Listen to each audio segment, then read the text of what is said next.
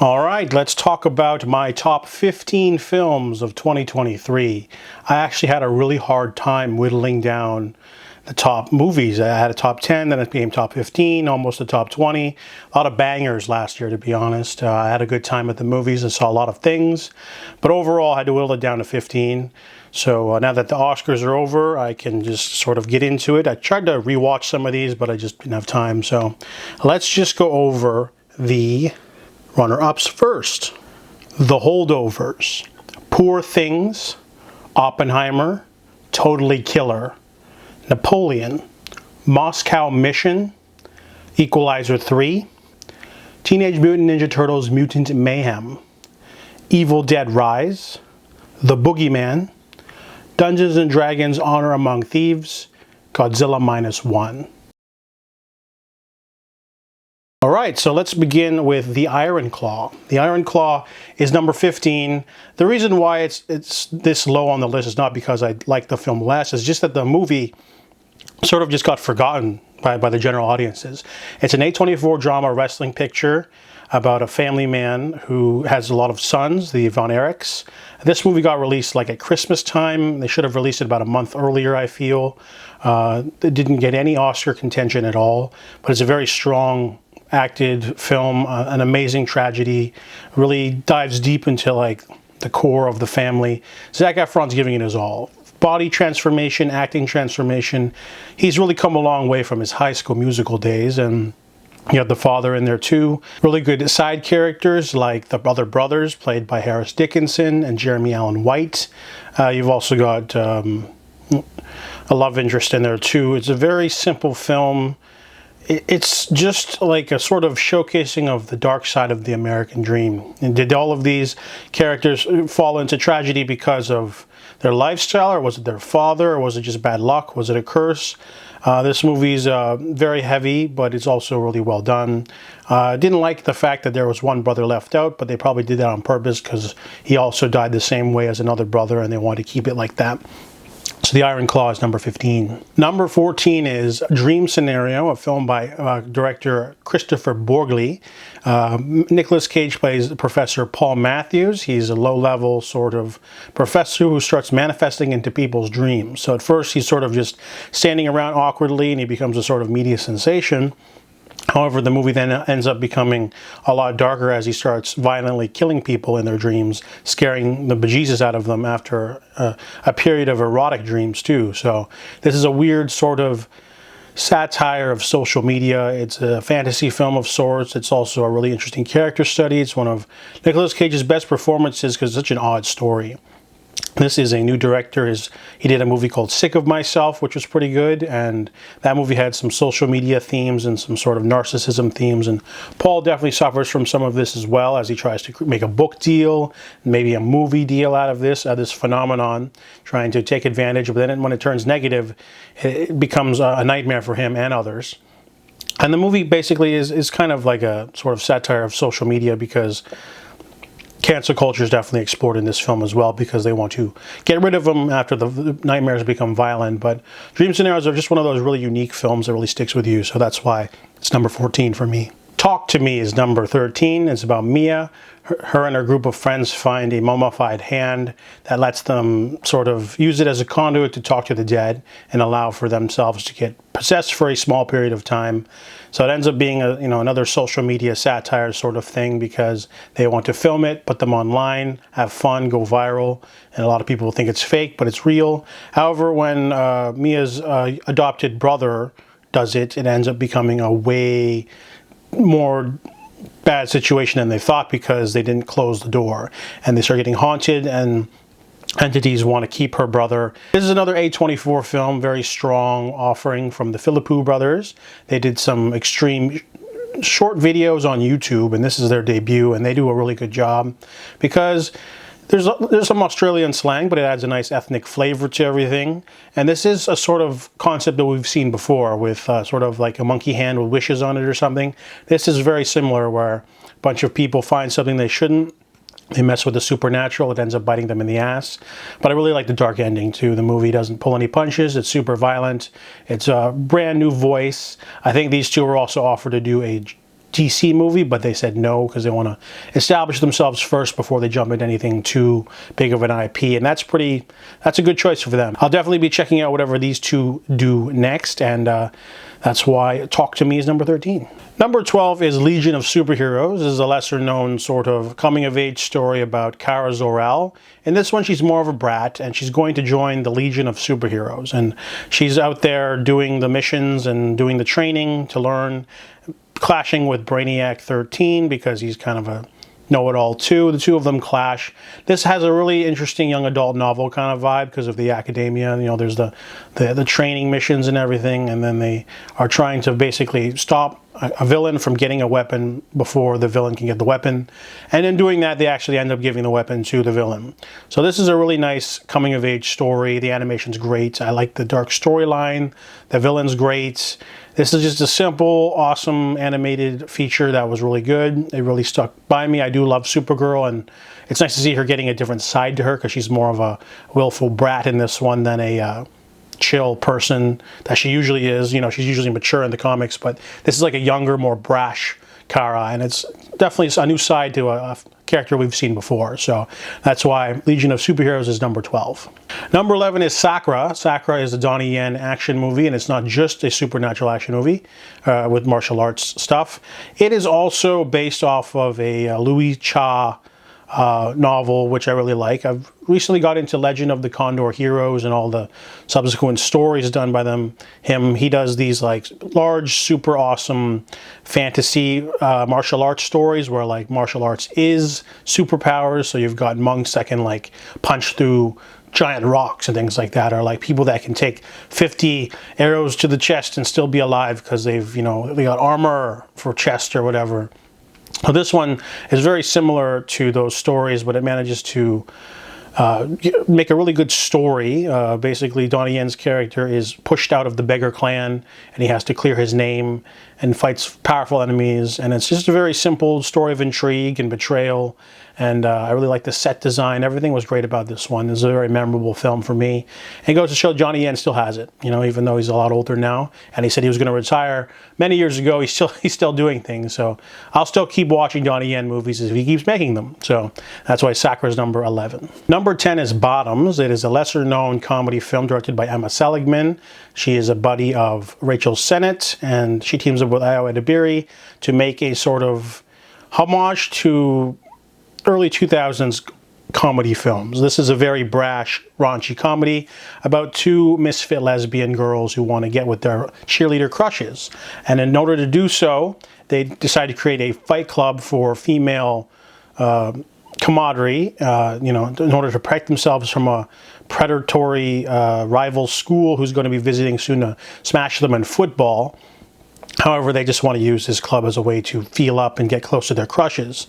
So this movie would also work as an early 2000s film if it was two guys, but these two are lesbians, so it's a new twist.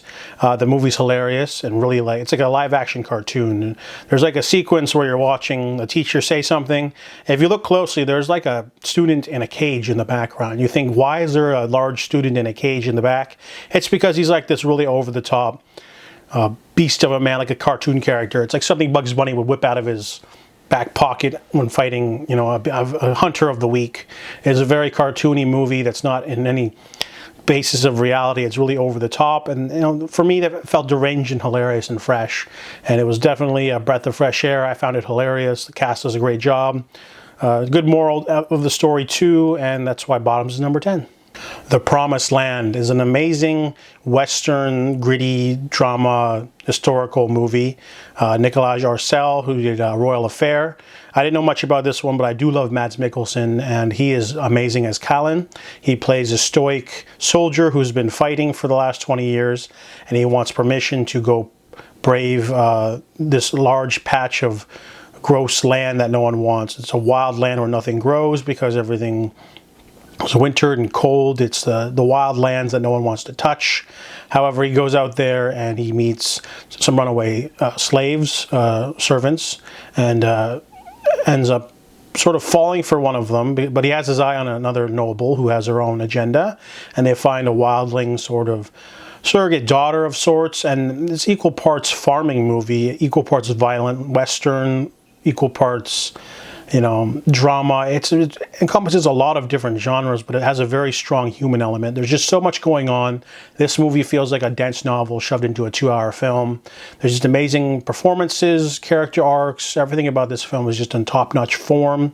An amazing villain in Deshinkle. He's like this sort of dandy who is psychotic only because no one has the ability to stop him, and he just does whatever he wants. And we're living in this sort of wild time where you could just abuse the help, you could essay them, you could kill them, you can do whatever you want with your property. So that adds a sort of savage sort of edge to this film. It's not an easy watch overall, but The Promised Land is a very strong film, and that is why it's number 9. Number 8 is The Creator. This one sort of also didn't really blow up because it didn't have much in terms of a marketing budget. Not a lot of people knew this was coming out, and they released it the worst physical time, end of September. That's like after the summer's over and people are already back in school. Anything in September kind of dies, as everyone's sort of looking forward to Halloween and school and things like that. But this one had a really great aesthetic. It's one of those movies that people go like, oh, this was only made for $80 million. That's impossible. But that's what happens when you have a background. Gareth Edwards has a really good aesthetic, and he filmed things knowing what he wanted to film and what he wanted to impose.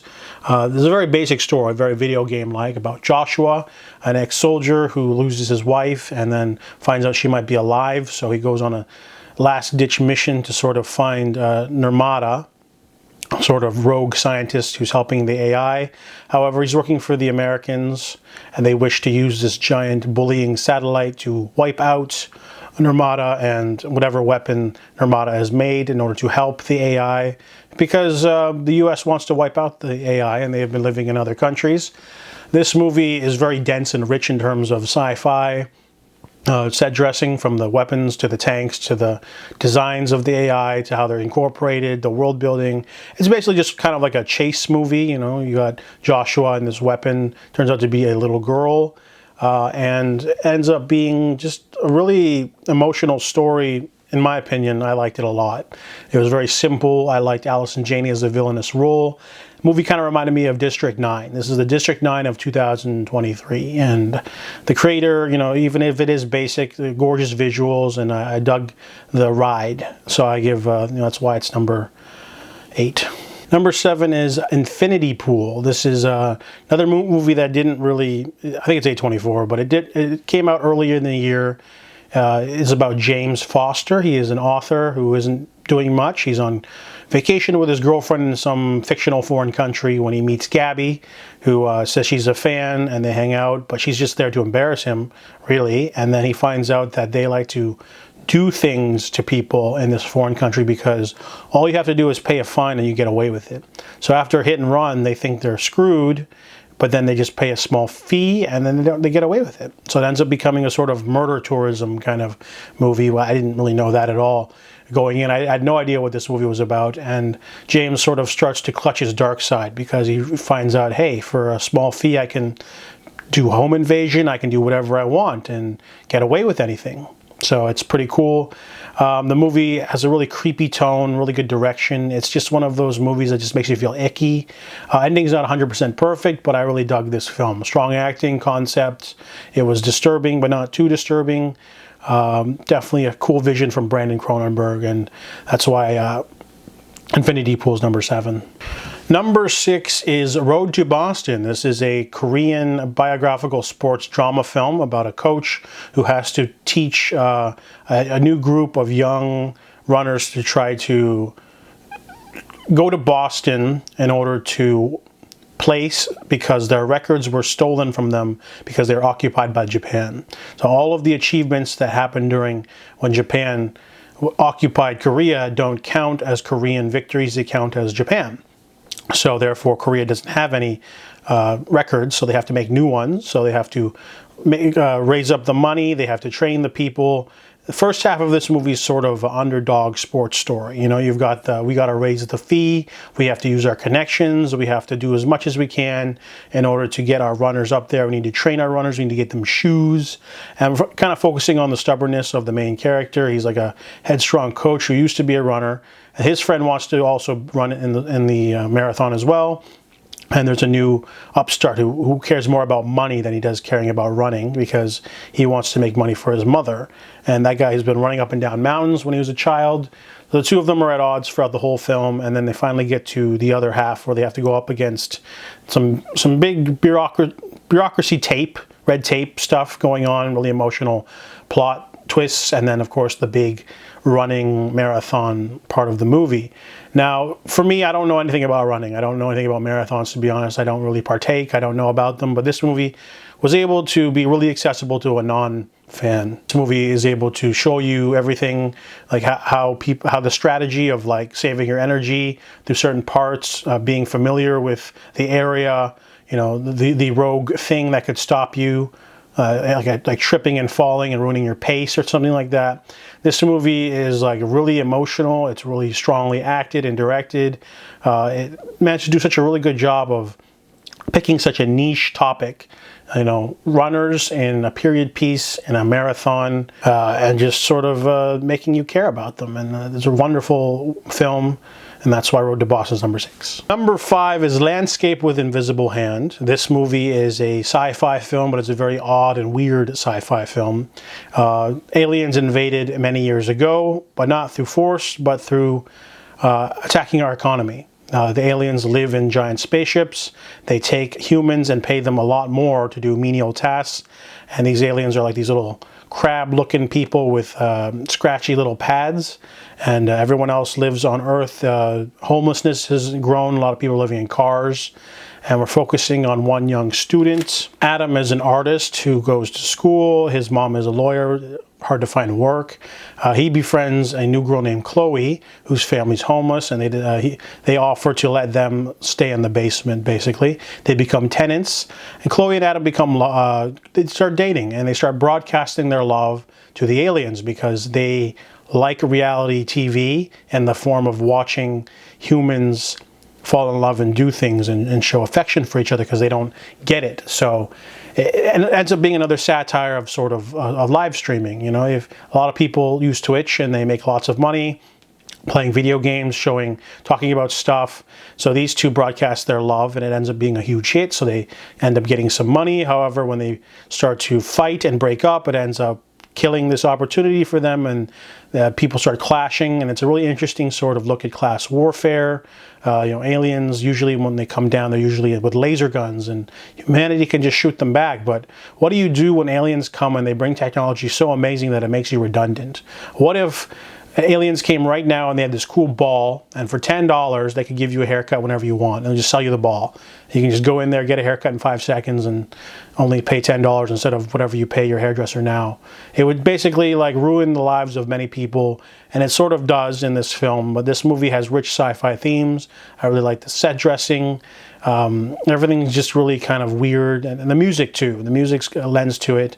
Landscape with Invisible Hands is a really bold film based off of a book, and I really like the director, so that's why I checked out this film, and that's why Landscape with Invisible Hand is number 5. Number 4 is The Royal Hotel. This is a movie about Hannah and Liv, two backpackers who lose all their money while they're on vacation and decide to go to Australia to do work placement where they can make some good money. However, they're going to be going to a podunk small mining town to work at a bar, essentially, and the two of them are subject to sexual harassment and made uncomfortable. Liv is basically the one who's a little bit more carefree, and Hannah is the one that's more sober all the time and basically has to sort of keep an eye on the others. And the movie is really uncomfortable in a really great anxiety-ridden filled way. Little things here and there add touches. This is based off of a documentary called Hotel Coolgardie, where, you know, two real women were in fact subject to this. And what's crazy about that documentary film is that even though when those people were on camera, they still said really awful things.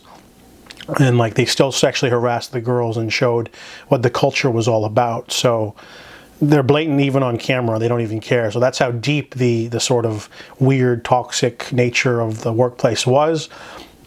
So this movie does a more deft hand at it, though. I didn't like this director's previous film with Julia Garner called The Assistant, but this film is really good. A potboiler of tension and suspense with a really great performance from Hugo Weaving. Little things here like the door doesn't lock here, you know, or this is the only lock to protect you, and it ends up being like really weak. Or you have a lot of characters who kind of feel like they're entitled to be laid because they're hanging out with you after work, and when they get drunk they get a little violent. And the movie is just really great performances. Really liked the sort of turn from the actress who played Liv. She usually does martial arts roles, so there's a nice drama of her where she's vulnerable and a hot mess. So The Royal Hotel is a very strong film, and that's why it's number 4. Thanksgiving is number 3. This is a nice surprise for me because I don't think I've actually ever seen the short film that this is based off of. It's one of the Grindhouse trailers that was in between the Tarantino and Robert Rodriguez film. This is directed by Eli Roth, and this is a throwback to classic slasher movies, but it's filmed like a normal movie. This is about a group of friends who, after a Black Friday sale gone wrong, find themselves hunted by a killer wearing the John Carver mascot mask and cutting up people with an axe. And we don't really know why this killer's after everyone, but he is after everyone. You get the hard R rating, so you got lots of violent kills. It's got this kind of Scream kind of vibes, you know, because there's so many characters, so many red herrings. You're not really sure who's a good guy, who's a bad guy. But overall, this was a really strong film with no weaknesses. Another has a couple touches of social media satire as well. One character really is into the whole live streaming thing, and the character updates technology in order to exact revenge on his targets. And the movie is just a blast. It's super violent. It's super fun. I really enjoyed Thanksgiving, and I hope to see more. So that's why Thanksgiving's number 3. Number 2 is Past Lives. Yes, Past Lives was a movie that wasn't really on my radar, to be honest. It came out, I think, in like May, and I watched it about a month later because I heard it's A24. This is Celine Song's debut. This is a very moody and atmospheric film. I think you had to watch it before all of the Oscar contention because this movie is really sumptuous. It's very similar to Before Sunrise, the film with Richard Linklater, you know, kind of two people just sort of talking on a train and everything. This movie is very similar. It's a romance film about Nora and Hae Sung. They were childhood friends. However, Nora was forced to move to Canada. She later moved to America and married Arthur, a fellow writing person.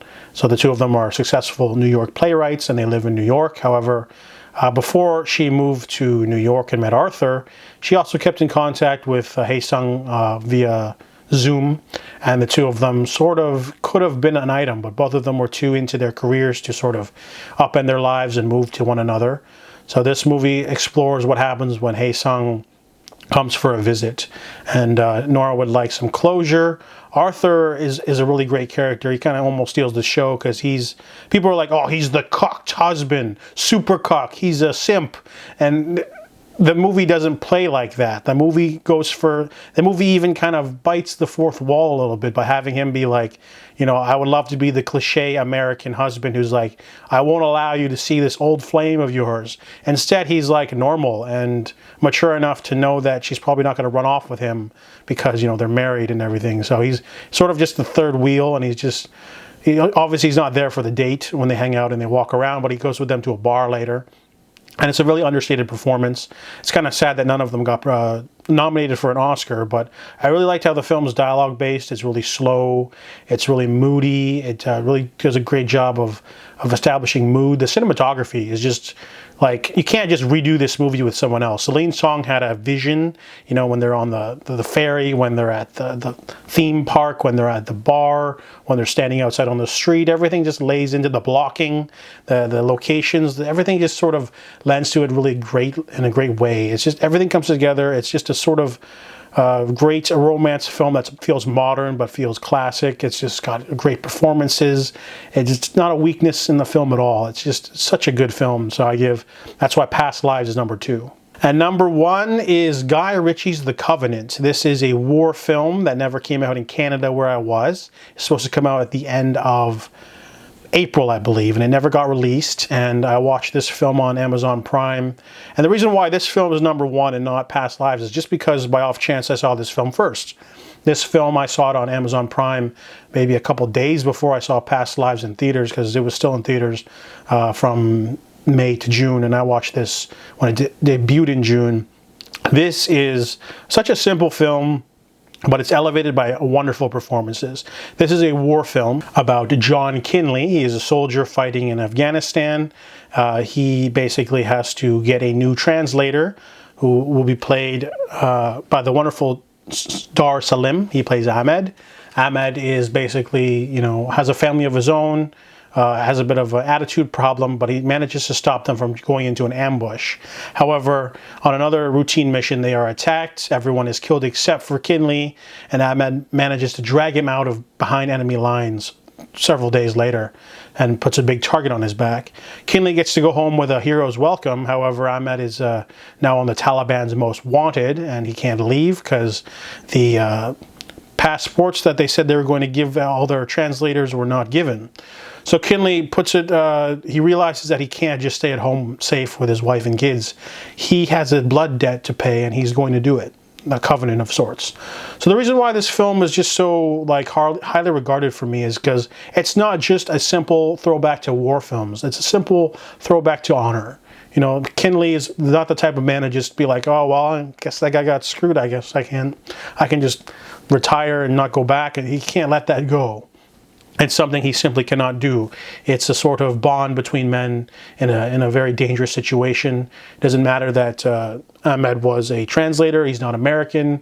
He, saved his life. So this becomes another plot point later when Kinley has to put pressure on his boss for something. And, the movie's a little bit predictable in the end with the action sequences, but The Covenant is just a really emotional, strong film. It has really, emotional moments throughout the film. There's the tense war stuff at the beginning of the film. There's the tense Ahmed getting him out of the country. Then there's the whole rescue mission. This movie is just firing on all cylinders. Maybe not in terms of realism, but it's still a really good story with a really strong message. And that's why Guy Ritchie's The Covenant is my #1 film of 2023.